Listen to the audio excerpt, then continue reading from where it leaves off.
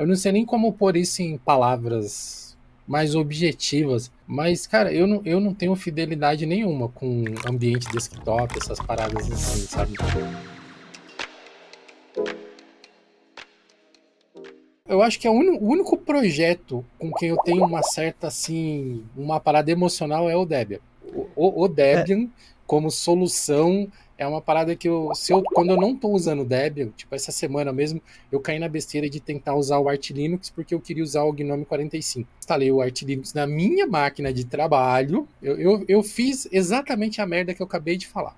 Eu cheguei, tipo assim, sexta-feira, 6 horas da tarde, falei, não, entreguei todos os meus trabalhos, agora começou o final de semana, sextou. O que eu fiz? Peguei meu pendrive do Ventoy, baixei a arte ISO, botei no pendrive do Ventoy, dei boot na máquina e passei tipo 4 horas configurando essa porcaria do Arch Linux aqui na minha máquina. o conceito de sextor dele, né? Instalar Artilino. Cara, segui o tutorial lá que a gente tem. Instalar foi easy, foi tranquilo. Instalação foi 20 minutos para instalar o Arch Linux. O problema é o que vem depois. Porque tipo, a maioria dos serviços É, não vem pré-instalados, você tem que instalar os serviços. Os esse que me pacotes são pega. diferentes do que eu estou acostumado com Debian. Então eu tive que ficar caçando quais eram os pacotes, algumas coisas não funcionaram.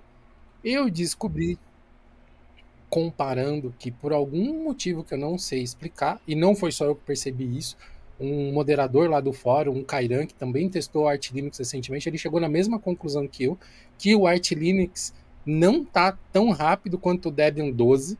Olha só, que, que Plot curioso. twist. Eu não fiz nenhum benchmark sintético, mas no uso do sistema, assim, durante a fluidez, abertura de janelas e tal, por exemplo, o Nautilus, para mim foi muito visível no Nautilus. Quando você clica no Nautilus, no Debian, você clicou, a hora que você mexeu o mouse para ir, sabe, navegar de volta para a tela, já está aberto. No Arch Linux ele estava demorando tipo 2, 3 segundos para abrir o Nautilus. Bizarro. Cara, eu não tenho uma máquina ruim, né? Tenho um Ryzen 7 5700, uma 3060 Ti e 48 gigas de RAM, se eu não me engano. Acho que é Ah, que isso. inveja. Num NVMe, entendeu? Então, assim, Não é Argon hardware, não né? é. Agora, se foi alguma coisa que você instalou, que você não instalou, não sabemos, né? Porque justamente essa questão é difícil saber e é difícil comparar, porque, tipo, as coisas que você instalou nunca vão ser iguais às coisas que qualquer outra pessoa instalou. Então, tipo, o que é que tá causando essa lentidão? Sim. Se é algo de fato que você instalou e tá deixando lento, ou se é algo que você não instalou que otimizaria esse desempenho? Usei palavras fortes para falar do Art agora há pouco, mas na verdade não é nem culpa dele, porque o Art prescinde que você sabe o que você está fazendo, para você deixar ele do jeito que você precisa. Então, se durante o meu processo de setup, por eu estar acostumado com o Debian, que é uma distro mais generalista, mais pronta, né? Ele já vem com uma série de pré-configurações, baseado na média de usuários e tal. Se precisava fazer alguns ajustes manuais no Art, e eu não fiz, a culpa é toda minha. Mas o fato Sim. é que eu tive uma experiência aquém do que eu esperava, né? Eu queria usar o Gnome 45 e acabei tendo que voltar para o Debian 12, que está com o Gnome 44, alguma coisa, se eu não me engano. Mas assim, foi só para ilustrar que mesmo a gente que vive alertando as pessoas para não fazer esse tipo de coisa, não ser emocionado na hora de tomar conta da sua máquina, eu fiz isso. Não faz nem, sei lá, uma É, semana, sabe? Alguns dias atrás eu fiz isso. Então, né? não é que a gente sabe mais, é que a gente já fez essas besteiras também. Então, faz o que eu digo, não faz o que eu faço, basicamente. O Gnome 46 está para sair também, né? Que também vai, assim como o KDE 6, o Plasma 6, vai ter um grande foco em um Wayland. É, o próprio Georges, inclusive, falou que tem tipo, muito pouco investimento e muita pouca gente trabalhando em acessibilidade no Linux. O que é uma pena, sabe? Seria muito legal ver essa comunidade crescendo, sabe? Ter mais gente focada nisso. E não esperar só pessoas que têm necessidade de acessibilidade para estar trabalhando em melhorar a acessibilidade, sabe? Principalmente quando a gente fala de querer divulgar o Linux, querer trazer mais pessoas para usar Linux. Então, se a gente quer trazer mais pessoas para usar Linux, que o Linux seja mais acessível para essas pessoas, sabe? Porque, sei lá, muitas vezes ela só vai usar aquele único software que é compatível para a necessidade dela. Então, quanto mais acessível tiver, é o ideal, sabe? E eu acho muito mais legal ver um post de novidades assim, onde fala, ah, é uma ferramenta nova. Por mais que sejam ferramentas que eu não vou usar. Mas eu vejo que o sistema está ficando mais rico, tem mais ferramentas, tem mais utilidade. Quando eu vejo ferramentas assim, me dá muito mais empolgação. Que agora eu vou dar o braço a torcer, que é um negócio que a Apple faz, que ela consegue vender muito bem. Porque ela não traz os números. Ah, de vez em quando traz aqueles gráficos genéricos dela é, que é meio duvidoso. Ela sempre foca nisso, na experiência, na ferramenta. Por mais que 90% das ferramentas que ela anunciar, no dia a dia você não vai nem usar. Mas ainda assim, tipo, brilha o olho, sabe? E por mais que seja uma novidadezinha besta, sabe? Eu acho muito legal dar esse, esse foco grande, sabe, para essas ferramentas. Que por mais que não ajude todo mundo, para uma pessoa aquilo ali pode ser o que, tipo, vai mudar da água pro vinho, sabe?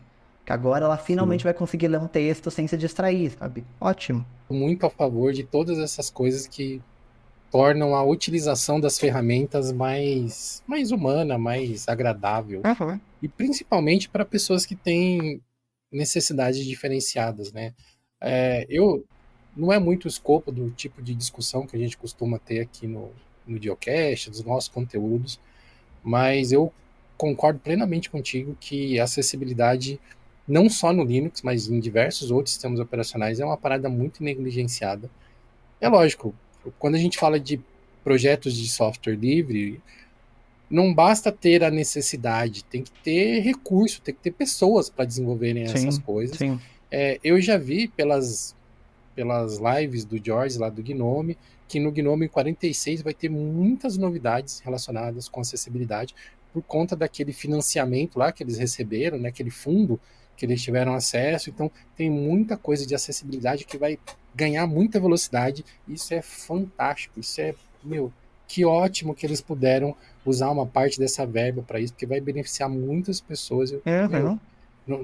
não tenho palavras para dizer o quanto eu fico feliz de saber que essas coisas estão andando. E realmente, tem até um canal de um brasileiro que, se eu não me engano, ele tem baixa visão e ele usa Linux. E ele já fez vários conteúdos fazendo review de distros, comentando quais são as impressões dele e tal. Bem legal. Se eu achar o nome dele, eu vou deixar aqui nos comentários que esse canal foi indicado por um pinguim aqui da nossa comunidade. E eu vi alguns vídeos deles realmente bem legais. Eu jamais esperei encontrar um canal de Linux focado em acessibilidade, assim, olha só, né? Sim. Vocês, ouvintes aqui do Geocast, conhecem outros projetos relacionados com acessibilidade? Convido vocês a compartilharem lá no nosso fórum, acessa lá plus.geolinux.com.br, cria lá um cadastro, é rapidinho, é gratuito, a gente não manda e-mail para vocês, então pode ficar tranquilos. Compartilha lá com a gente, compartilha com a comunidade, porque a gente precisa ajudar a espalhar essa palavra a respeito de acessibilidade. Infelizmente, aqui no YouTube, a gente fica meio limitado pelas ferramentas que a própria plataforma oferece para a gente. Em alguns vídeos, ele coloca legenda, ele coloca aqueles textozinhos que você pode usar leitores de tela, tá, mas não são todos. Não sei se é uma função experimental ou o que é, mas a plataforma nos limita. Mas existem Sim. outras formas de consumir também o conteúdo. Por exemplo, no Spotify eu sei que ele faz a transcrição de todos os Agora áudios. faz. Então, se você Agora quiser, faz. você pode ouvir esse episódio lá pelo Spotify usando um aplicativo que faz a leitura para você das telas. Então, enfim, tem várias opções que as outras plataformas oferecem, né? Esse conteúdo que você acabou de assistir faz parte de um episódio do Geocast e você pode ouvir ele na íntegra no Spotify ou em vídeo completinho aqui no YouTube, clicando nesse card que vai aparecer aqui ao lado.